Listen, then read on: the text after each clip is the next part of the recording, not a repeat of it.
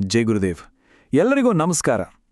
ಪದಗಳಲ್ಲಿ ಹಿಡಿದಿಡಕ್ಕಾಗದಂತಹ ಒಂದು ಜ್ಞಾನದ ಬಗ್ಗೆ ಪುಸ್ತಕ ಬರೆಯೋದಂದ್ರೆ ಹೇಗೆ?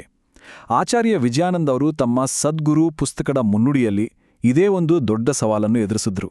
ಬನ್ನಿ, ಅವರ ಆ ಸಂದೇಹದಿಂದ ಸ್ಪಷ್ಟತೆಗೆ ಸಾಗಿದ ಆಸಕ್ತಿಕರ ಪಯಣದ ಬಗ್ಗೆ ಇವತ್ತು ತಿಳಿಯೋಣ. ನೋಡಿ, ಲೇಖಕರು ತಮ್ಮ ಬರಹವನ್ನು ಶುರು ಮಾಡೋದೇ ಈ ಒಂದು ವಿಚಿತ್ರವಾದ ವಿರೋಧಾಭಾಸದ ಹೇಳಿಕೆಯೊಂದಿಗೆ. ಇದ್ರಲ್ಲೇ ಗೊತ್ತಾಗತ್ತೆ ಅವರ ಮುಂದಿದ್ದ ಸವಾಲು ಎಷ್ಟು ದೊಡ್ಡದಿತ್ತು ಅಂತ. ಪದಗಳಿಗೇ ಮೀರಿದ ಜ್ಞಾನವನ್ನು ಹೊಂದಿರೋ ಗುರುವಿನ ಬಗ್ಗೆ ಬರೆಯೋದು ನಿಜಕ್ಕೂ ಸಾಧ್ಯನಾ? ಈ ಸವಾಲಿದೆಯಲ್ಲ, ಇದು ಲೇಖಕರನ್ನು ಒಂಥರ ಸ್ಥಗಿತಗೊಳಿಸ್ಬಿಡ್ತು. ತಮ್ಮ ಸದ್ಗುರುವಿನ ಬೋಧನೆಗಳನ್ನ ಒಂದು ಪುಸ್ತಕದ ರೂಪಕ್ಕೆ ತರಬೇಕು ಅಂತ ಪ್ರಯತ್ನ ಪಟ್ಟಾಗ ಅವರಿಗೆ ಅನಿಸ್ತು, ಇದಕ್ಕೆ ನಾನು ಖಂಡಿತ ಅಸಮರ್ಥ ಅಂತ. ಹೌದು, ಈ ಅಸಮರ್ಥತೆಯ ಭಾವನೆ ಇದೆಯಲ್ಲ, ಇದು ಅವರನ್ನ ಸಂಪೂರ್ಣವಾಗಿ ಸ್ತಬ್ಧಗೊಳಿಸಿತ್ತು. ಆಗ ಅವರ ಮನಸ್ಸಲ್ಲೇ ಕೆಲವು ಮೂಲಭೂತ ಪ್ರಶ್ನೆಗಳು ಹುಟ್ಕೊಂಡವು. ತಮ್ಮ ಉದ್ದೇಶದ ಬಗ್ಗೆ ಗೊಂದಲ ಶುರುವಾಯಿತು.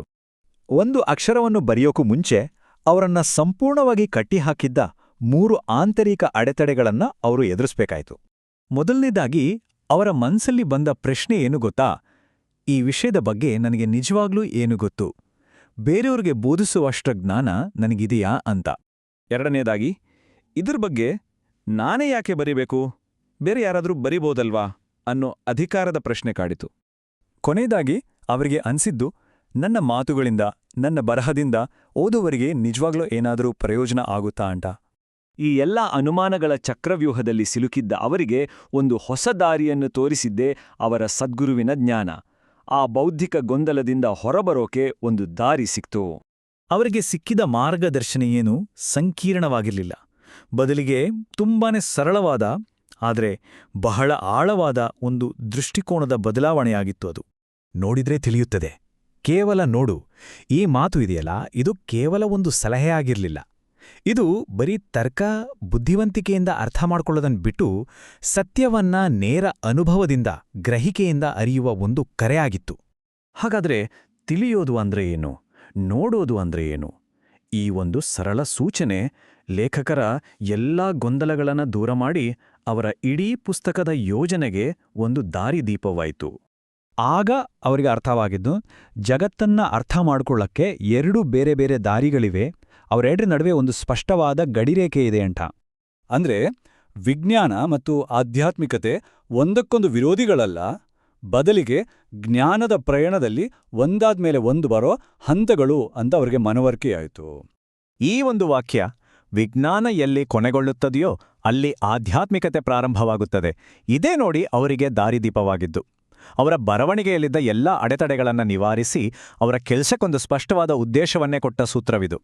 ಸರಿ, ಈ ಹೊಸ ಸ್ಪಷ್ಟತೆ ಸಿಕ್ಮೇಲೆ ಲೇಖಕರು ತಮ್ಮ ಪುಸ್ತಕವನ್ನ ಹೇಗೆ ರಚಿಸಿದ್ರು? ಅವರ ಆಲೋಚನೆಗಳಿಗೆ ಹೇಗೆ ಒಂದು ರೂಪ ಬಂತು? ನೋಡೋಣ ಬನ್ನಿ. ಈಗ ಲೇಖಕರು ಆ ಆಧ್ಯಾತ್ಮಿಕ ಬೋಧನೆಗಳನ್ನು ಓದುಗರಿಗೆ ಸುಲಭವಾಗಿ ಅರ್ಥ ಆಗೋ ಹಾಗೆ 9 ಹಂತಗಳ ಒಂದು ಸ್ಪಷ್ಟವಾದ, ಕ್ರಮಬದ್ಧವಾದ ಮಾರ್ಗವಾಗಿ ಸಂಘಟಿಸಿದರು. ಈ ಪುಸ್ತಕದ ವಿಷಯಸೂಚಿಯನ್ನೇ ನೋಡಿ, ಎಷ್ಟು ಅದ್ಭುತವಾಗಿದೆ. ಲೇಖಕರ ಮನಸ್ಸಲ್ಲಿದ್ದ ಗೊಂದಲವೆಲ್ಲ ಹೋಗಿ ಜ್ಞಾನದ ಪಯಣವನ್ನ 9 ಸುಂದರ ಹಂತಗಳಾಗಿ ವಿಂಗಡಿಸಿದ್ದಾರೆ. ಪ್ರತಿಯೊಂದು ಹಂತವೂ ಆಧ್ಯಾತ್ಮಿಕ ತಿಳುವಳಿಕೆಯ ಒಂದೊಂದು ಆಳವಾದ ಅಂಶವನ್ನ ಹೇಳುತ್ತೆ. ಪುಸ್ತಕ ಶುರುವಾಗೋದು ಏಕಂ ಅಂದ್ರೆ ಏಕತೆಯ ಪರಿಕಲ್ಪನೆಯಿಂದ. ಅಲ್ಲಿಂದ ದ್ವಿ, ತ್ರಯಂ ಅಂತ ಮುಂದುವರೆದು ಆಧ್ಯಾತ್ಮಿಕ ತತ್ವಶಾಸ್ತ್ರದ ಬೇರೆ ಬೇರೆ ಆಯಾಮಗಳನ್ನ ವಿವರಿಸುವ ಮೂಲಭೂತ ಸಂಖ್ಯೆಗಳ ಮೂಲಕ ಜ್ಞಾನದ ಪಯಣ ಸಾಗುತ್ತೆ. ಒಟ್ನಲ್ಲಿ ಹೇಳೋದಾದರೆ ಕೇವಲ ದೃಷ್ಟಿಕೋನದಲ್ಲಿ ಆದ ಒಂದು ಸಣ್ಣ ಬದಲಾವಣೆ, ಅಂದ್ರೆ ತಿಳಿಯೋದ್ರಿಂದ ನೋಡೋ ಕಡೆಗೆ ಸಾಗಿದ್ದು ಒಂದು ಸಂಪೂರ್ಣ ಪುಸ್ತಕಕ್ಕೆ ಜನ್ಮ ನೀಡಿತು. ಒಂದು ರೀತಿ ಸ್ತಬ್ಧವಾಗಿದ್ದ ಸ್ಥಿತಿಯಿಂದ ಕೇವಲ ನೋಡು ಅನ್ನೋ ಸರಳ ಸಲಹೆಯಿಂದ ಲೇಖಕರು ಬೇರೆಯವರಿಗಾಗಿ ಒಂದು ಮಾರ್ಗದರ್ಶನೆ ಸೃಷ್ಟಿಸಿದರು. ಇದೆಲ್ಲ ನಮ್ಮನ್ನ ಒಂದು ಕೊನೆಯ ಪ್ರಶ್ನೆಗೆ ತಂದು ನಿಲ್ಲಿಸತ್ತೆ. ವಿಜ್ಞಾನದ ಗೆರೆ ಎಲ್ಲಿ ಮುಗಿಯುತ್ತೋ ಅಲ್ಲಿಂದ ಆಧ್ಯಾತ್ಮ ಶುರುವಾಗತ್ತೆ ಅನ್ನೋದಾದ್ರೆ, ನಾವು ಕೇವಲ ಅಳತೆ ಮಾಡಬಹುದಾದ ಜಗತ್ತನ್ನೇ ನಂಬ್ಕೊಂಡ್ರೆ ನಮ್ಮ ನಿಜವಾದ ವಾಸ್ತವದ ಎಷ್ಟೊಂದು ದೊಡ್ಡ ಭಾಗವನ್ನು ನಾವು ಕಳ್ಕೊಳ್ತಾ ಇರ್ಬೋದು ಅಲ್ವಾ? ಜೈ ಗುರುದೇವ್.